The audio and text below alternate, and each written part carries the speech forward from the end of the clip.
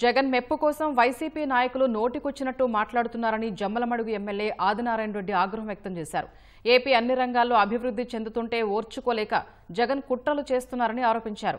YCP అంతరించిపోయే party అన్నారు. కూటమి ప్రభుత్వం చేస్తున్న అభివృద్ధిపై చర్చకు తాను సిద్ధమని సవాల్ చేశారు. తమ ప్రభుత్వం పండుగలా పండుతుందని, వైసీపీ ఎండుటాకులా ఎండుతుందని అన్నారు.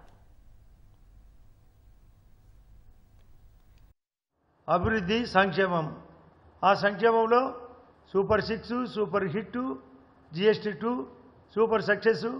నీకు సూపర్ చెక్ అని చెప్పినాం, ఖచ్చితంగా చెక్కు జరుగుతుంది.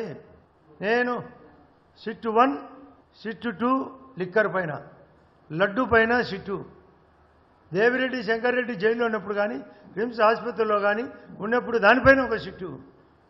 మీ బతుకంతా దీనికే సరిపోయింది.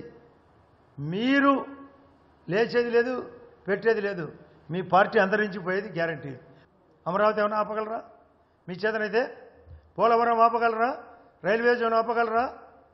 హౌసింగ్ ఆపగలరా? నేషనల్ హైవే ఆపగలరా?